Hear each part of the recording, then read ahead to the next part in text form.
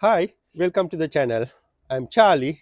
Today I got Kia Niro 2020 model. Basically, customer complaining he has a scraping noise from front driver side wheel.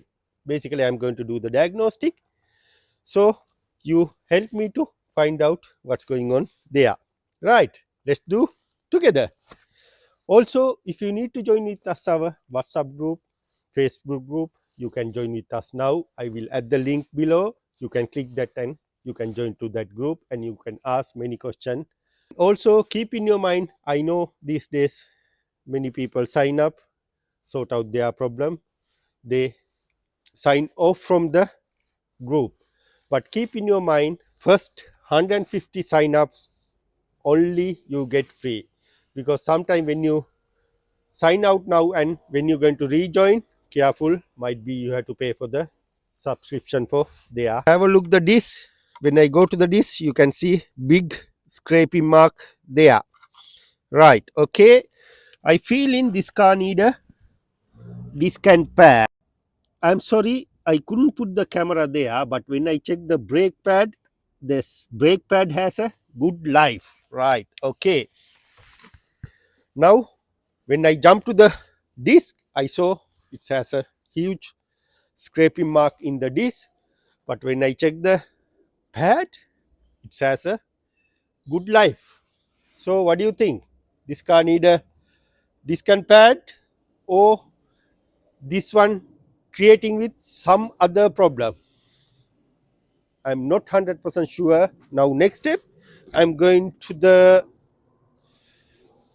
inside the car and have a look the mileage. 85,000.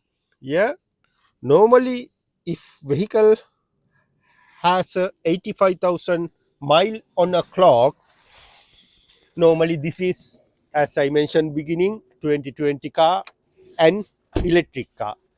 Normally electric cars shouldn't go sooner brake pad like a normal cars, because that electric car most time control the speed rather than the braking, control speed from engine. Because of that, I know by experience this car has a more than that mileage for the brake pad. Basically brake pad shouldn't go in 85,000 miles. Right, okay, no need to hurry, no need to panic.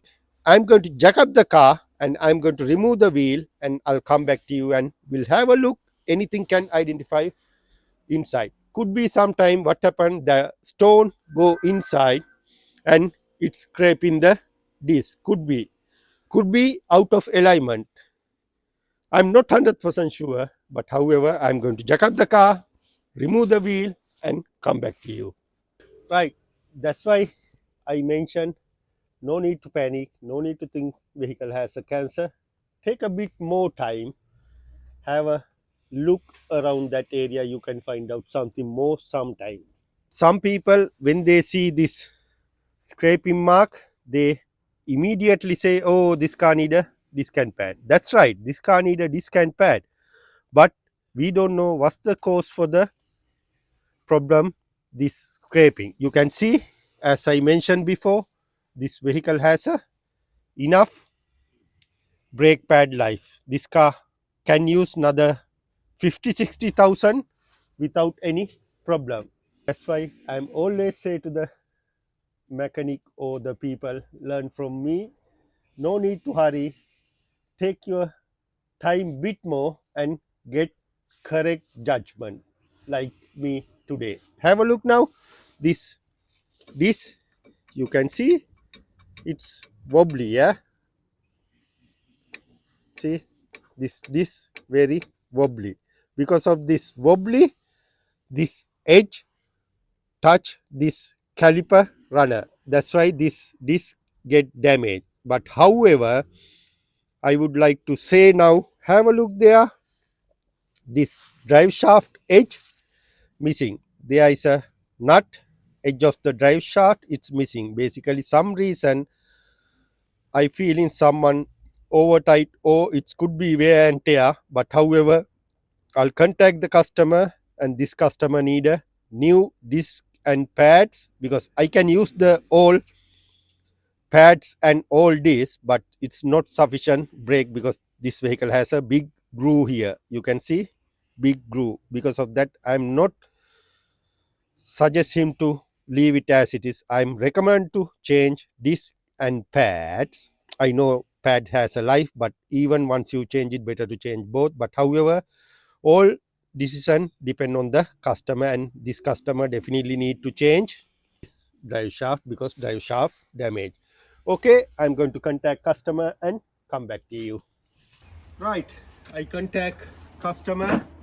I got the answer, because this car been to the main dealer months ago, and they replaced gearbox as a warranty. This customer has a faulty gearbox. Basically, they replaced the gearbox. I feeling once they replace the gearbox, they might be used the gun. That's why I'm always say to my trainees, don't use the gun if you not sure, because we don't know what's the torque. Because I'm used to gun, I know what's the torque and I know what I'm doing exactly. Then some people doesn't know the torques, they do boom boom boom, leave it this nut over tight, and it's snap from here. That's why that happened. It snapped from there. Once I remove the old drive shaft, I'll show you what's going on. Because of that, don't use the gun. You can use the gun. First of all, just break from the hand. Then also make sure when you remove wheel lock nut key, always use manual torques. Then you can save this nut. Many people mix up this nut because of the gun. Right, break by hand. Then after that you can use the gun for the remove rest of thing. Once you install, just install halfway with the gun. Final torques go with hand. You feeling what's going on to nut when you do by hand. Keep in your mind thoroughly. I'm going to remove this hose from this nut, and these two nut and bolts, and this side remove ABS sensor from here, get more space. After that, I'll drop down the complete hub with the knuckle. Then after that, I'm going to remove the drive shaft from inside. Okay, weather not good for us, right? Okay, never mind. Right, that is number 12 for the ABS sensor, and this side we are going to remove another number 12.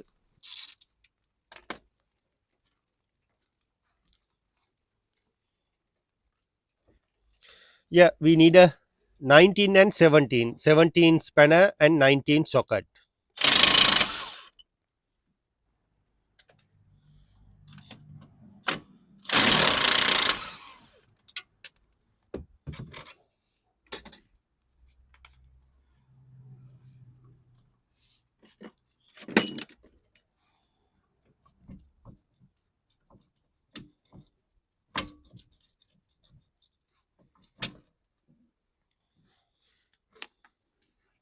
Make sure when you remove it, not stretch any ABS sensor wire or brake hose. Both make it loose. Right, we can leave it as it is, and you can see what happened there. It's snapped from there. Right, okay, this is the new one. You can see the difference. Okay, now just pull that drive shaft, just wiggle and take out, it will come out. This is like a VW type one, just you can pull from the inside shaft, but I'll try by hand. It won't come. Going to underneath and little bit give the pressure from inside. And also when you work underneath, I have a jack support here this side, and I leave the axle stand underneath for additional safety. Always make sure safety first when you work underneath the car. Also, I give another tip, because some people remove the whole part, and sometime new part and old part compare, old part and new part not match each other. Because of that, I already removed this side. Now what I'm going to do, I'm going to install here and make sure this one okay with this hub. See, it's okay. Yeah, it's going in, right? Okay. Now inside hopefully okay, because until we remove inside, I'm not sure what's going for the inside, but hopefully it should be okay. Then let's remove the whole drive shaft. Right, we remove the under tray. Right, see, it's coming out. Yeah, it's out now. This is universal high temperature grease. No need to apply too much, just slightly, and going to lined up for the inside shaft and just press in. I can see inside there is a snap ring also. Well, yeah, okay. When you give couple of push, it's in. Then after that, we need to install here to the hub and do this two nut and bolts. Make sure nothing happened to this wires, otherwise you are going to do the drive shaft ending with ABS sensor free of charge, or brake flexible hose free of charge. Be careful.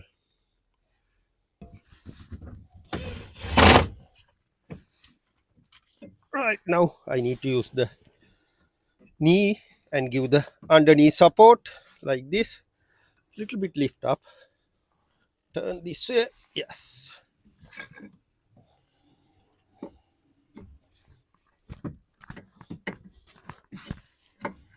right. Then need to do the bottom nut. Then after that, you can do the top one. Right, once you lined up the bottom one, top one easy.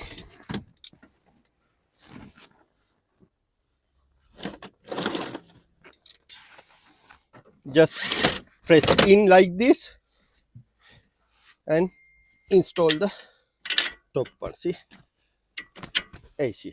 Then I'll install everything. Then after that, I'm going to change front disc and pads. I'm not going to filming now.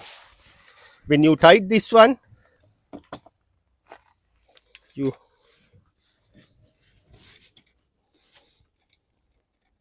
I'll show you how you're going to tight.